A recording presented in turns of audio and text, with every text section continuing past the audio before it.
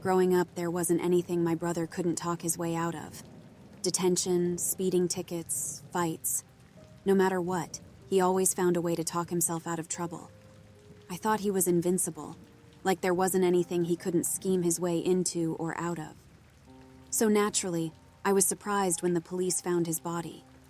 His body had been mummified, decorated, and held in a position of high honor in a small A-frame cabin deep in the wilderness that operated as a shrine to his life and teachings as leader of the Green Soul Circle, a small cult that he started years ago. A hunter was the one who found him. He had sprained his ankle and hobbled to the A-frame in order to ask for help, but instead found my brother, or what was left of him. I shouldn't laugh, but I imagine the poor guy forgot about his ankle pretty quickly after that. After the shrine was investigated by the police, they transferred to me control of my brother's body, as well as a small cache of his personal belongings that had also been found within the shrine. I didn't want anything to do with any of it. As far as I was concerned, Glenn stopped being a member of my family a decade ago. My parents and I tried hundreds of times to talk some sense into him, to let him drop all the hippie cult bullshit and come home to start over. But all we ever got in return was misery. He'd call us names, mock us, and laugh in our faces as we pleaded through tears for him to come home. How many times could you go through that before you sever ties with the person? I decided I had enough when he hung up on our mother after she told him she had terminal cancer. Dad had passed away years before in a car accident, and Glenn never showed up for the funeral, but their relationship had always been rocky. With Mom, I thought it would be different, and I couldn't have been more wrong. He shamed her for her diagnosis, told her it was the culmination of all the shitty lifestyle choices she'd made. Then he hung up. My mom died 6 months later without hearing from him again. I never attempted to contact him once she died. I also changed my phone number so even if he wanted to call, he wouldn't be able to reach me. In my mind, he might as well have died the same night as my mother. So, imagine my surprise when suddenly I'm placed in charge of that asshole's mummified corpse. In addition to all of that, here is another cherry on top of the shit sundae. I was pregnant at the time. About 6 months into it, to be more specific. You want some sprinkles for that sundae? I was single. Mommy's little miracle is the result of a one-night stand. I don't want to sound like I was resentful of my unborn baby. I love him. Yes, it's a boy. And I could not wait to welcome him into the world. I just cannot emphasize enough how stressed out I was. So back to the body. I didn't think he deserved a memorial or a service, so I cremated him and threw his ashes in the river. Easy as pie. No muss, no fuss. The box of my brother's belongings, curiously, wasn't as easy to toss out. Sure, most of it immediately went into the trash old clothes, a dirty water bottle, and some ratty books with titles like The Metaphysical in You and Awaken, 30 Exercises to Open Your Third Eye. All that stuff was easy to throw away, but some things I kept. There was a really nice dream catcher I thought was cute, a large collection of crystals and geodes in my brother's journal. Those stayed with me. Just to be clear, I'm not some crystal-kissing Walmart Wiccan who thinks crystals produce healing energies or anything like that. I just thought they were pretty. I know this seems like a weird thing to mention, but if you're like me and your older brother ran a cult for nearly 15 years, you'd probably want to make that distinction too. The journal, on the other hand, stayed because I was curious. Despite knowing my brother my entire life, I'd never really known him. He was 5 years older than me, which isn't that much in the adult world, but when you are a kid, 5 years is a lifetime. We operated in separate worlds and ran in different circles. By the time I grew to the age of independence, he'd already moved upstate to start his commune, and the little connection I had with him made me not want to know him. It's a weird feeling, knowing someone your entire life and truly considering them a stranger, especially when you're made out of the same stuff. What if we were more alike than I'd ever known? Despite my curiosity, I couldn't open the journal for a few days after I had received it. It made me too angry. When I finally did pick up the journal to read it, I found the same smug dickhead I remembered. Have you ever been on the internet? Ever turned on the TV? Ever listen to your friend's crazy uncle proudly shoot off Fox News talking points like he's the captain of the debate team? There's money to be made in these hills. The more I talk to people, the more I see they just want something to believe in, a shoulder to cry on, a crutch. They don't want to think. They want to be told. It doesn't even have to be real. It just has to make them feel good.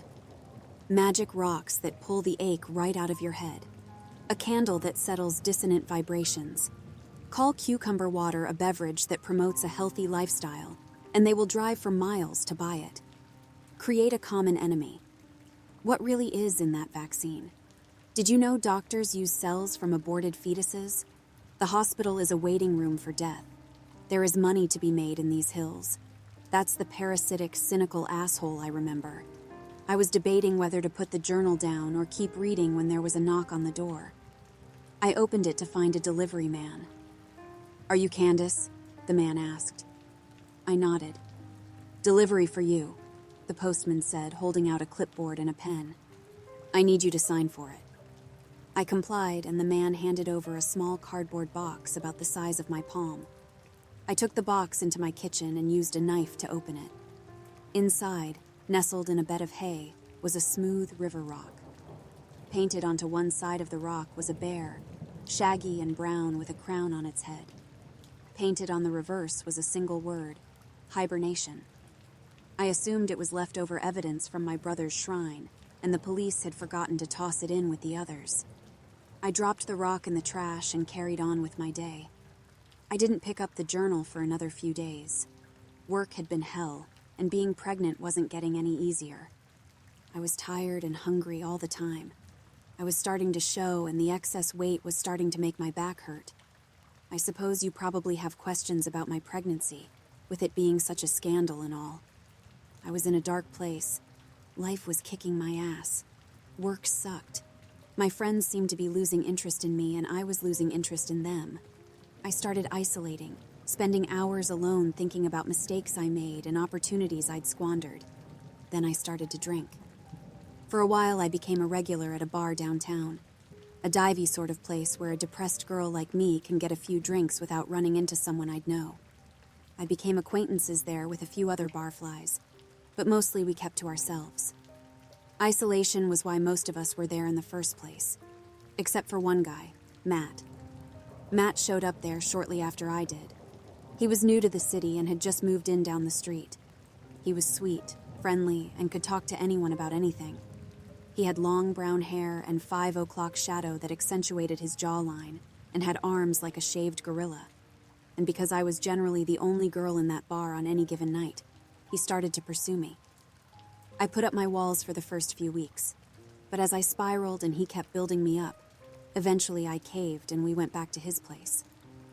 I left quickly as soon as the sun rose, and I didn't go back to the bar for a month out of shame. It was around the end of that month I realized I was pregnant. Thinking back, I'm surprised I didn't start to spiral further. Instead, I got tough. I decided I'd quit drinking, I'd keep the baby, and that Matt would never know. I started to live for someone else instead of just living for myself, and that saved my life. I used to like to imagine Matt still showed up there every night and waited for me.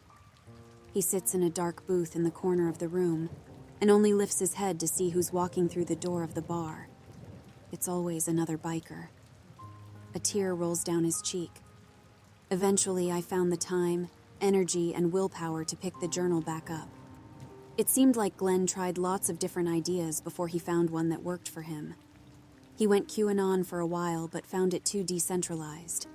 He tried to form another right-wing organization called Liberty Union, but found he just attracted a bunch of gun nuts and doomsday preppers.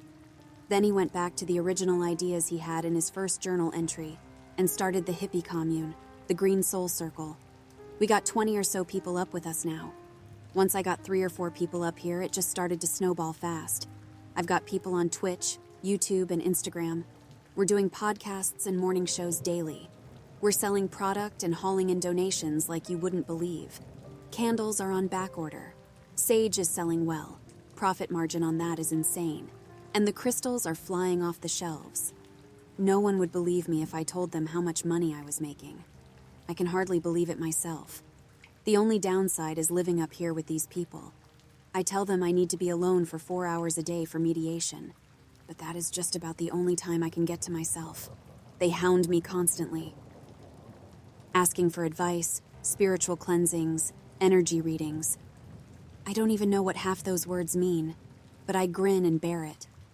I give them an answer, generally some bullshit I read somewhere, and it makes them happy. They work for room and board and a few bowls of quinoa, so I guess I shouldn't be complaining that much. Yup, Glenn is still an asshole. Huge surprise. Another knock on my door disturbed my reading. This time it was a pizza delivery man. "I didn't order a pizza," I said before the man could even utter a word. "I think you have the wrong address." "This is an order for Candace," he replied before reciting my address. "Yeah, that is my name and address, but I didn't order a pizza." "Well, you need to pay for the pizza or it comes out of my check. Get whoever ordered it to pay for it. You ordered it." This had to be the dumbest conversation of my life. I must have stood on my front porch yelling at the pizza man for 15 minutes.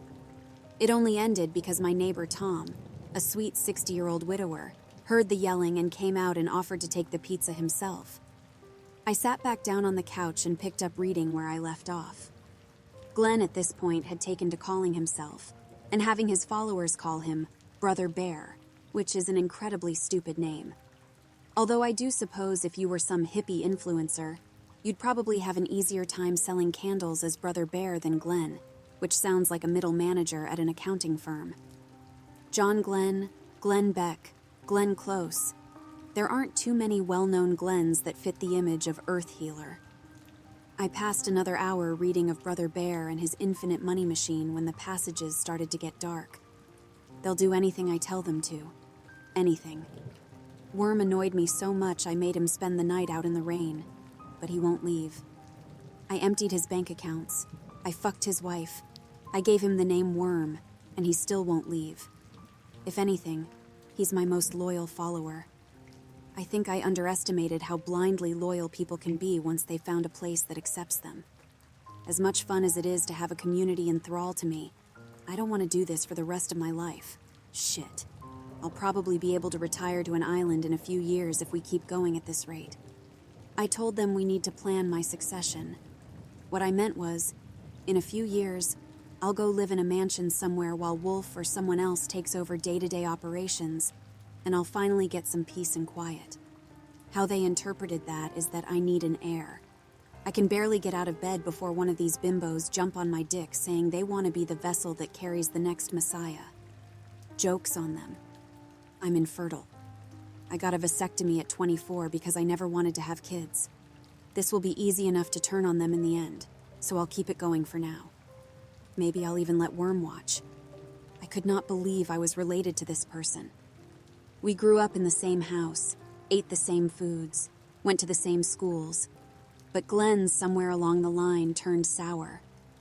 My skin rippled with disgust. Then a second ripple of goosebumps rode a wave down my arm. I felt a cold breeze fill the house. I got up from the couch to find the back door to my house wide open. Thinking the wind must have blown it open, I closed it and went to bed. The next morning, I woke up, more tired than usual. Pregnancy sucks. Constantly uncomfortable. Never sleeping, always tired, hips hurt, back hurts. Misery. I'm not sure how all those ladies on TV say they loved being pregnant. I gingerly take the stairs to the kitchen and open the fridge to start making some eggs for breakfast. I only notice when I have the eggs on the counter that they aren't the grade A white eggs that I bought. They are brown, like they just came from a farm. At the time, I didn't make the connection. I was still groggy and had a headache, and honestly, as soon as I saw the eggs, I instantly lost my appetite. Food aversion is probably the worst part of being pregnant. I poured myself a glass of orange juice and headed to the bathroom for a Tylenol and some vitamins, only to open my medicine cabinet and find it completely empty. Someone had removed every single prescription and over-the-counter drug from my house. I felt like I was losing my mind. Instantly, I started roaming the house looking for traces of a home invasion. Room to room, I marched, taking a mental picture at each doorway, and searching my hormone-riddled brain for what may or may not have been there the day before. Some strange things were missing, lots of chemical cleaners and aerosol cans. My soaps and shampoos were replaced with some weird all-natural brand. I found 2 bottles of kombucha in my refrigerator. The power cord to my microwave was severed, and there was a strange amount of granola in my pantry. What the fuck kind of home invasion was this? I immediately called the police. While I waited the 15 minutes for the police, I read some of Glenn's journal. I feel like shit today. I've felt like shit for a month. I can't be seen on the live streams selling health products while I look like this. I've got boils on my back and chest. My feet feel numb. Maybe I just need to lay off the booze for a little while. I'll try and stay sober until Wolf comes back. It shouldn't be longer than a month for him to finish his job. Officer O'Hare, the same officer who dropped off the box of Glenn's belongings, showed up at my door and immediately did a walkthrough of the property to confirm we were alone. He found 2 different windows unlocked on the ground floor, as well as several footprints in the mud outside my house. "It's your brother's friends," he said. "I'm sure of it." I shuddered at the thought of a lunatic named Worm tiptoeing through my house as I slept. "How could they have found me?" I asked. "I'm not sure," he shook his head.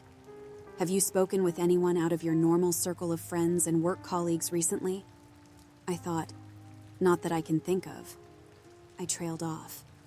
I signed for a package, and I had a weird incident with a pizza delivery guy. "Explain." I told Officer O'Hare about the rock that was mailed to me, as well as the incident with the unpaid pizza, and as soon as I finished, he went out to his car, made a few calls before coming back inside. "You shouldn't have signed for that package," he said. "They probably tracked the box here, then mailed that rock here using a certified letter. Once you signed for it, they received a receipt with your signature on it confirming your location." Fuck. I stewed in the silence for a beat, thinking, and the pizza delivery was just a distraction to get in through the back door, wasn't it?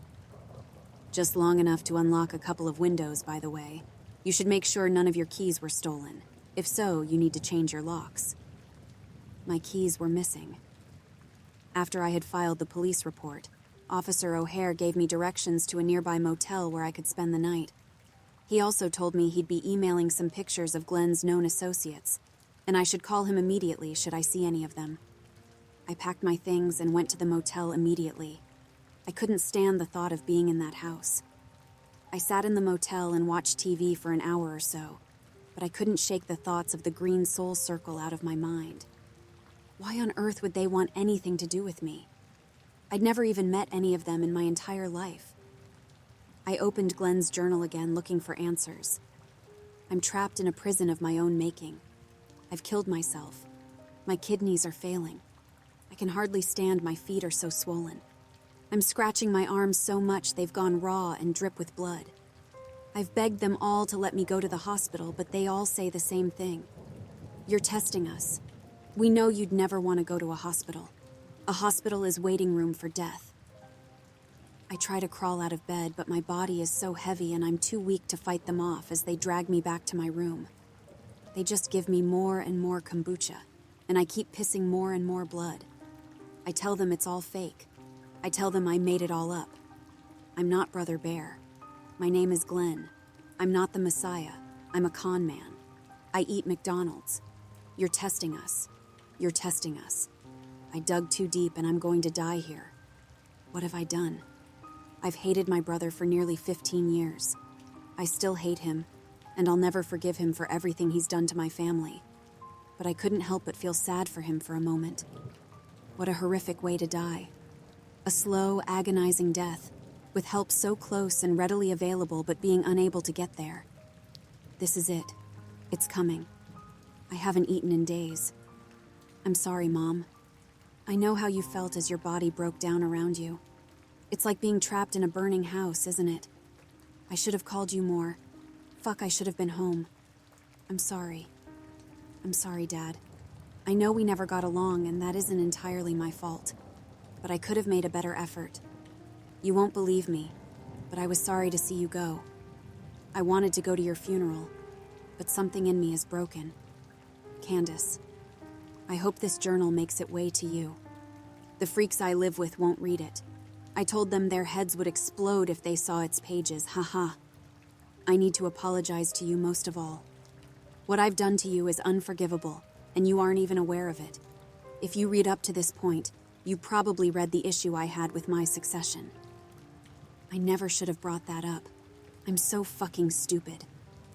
Only those with my blood could bring forth the Messiah. That's all I said. I didn't mean for it to get misinterpreted, but what is religion except the blind leading the blind? They are coming for you, all of them. I'm sorry. I love you. Stay away from Wolf. I could feel the blood drain from my face as I read the passage. Too angry to cry, too sad to scream, and too scared to move.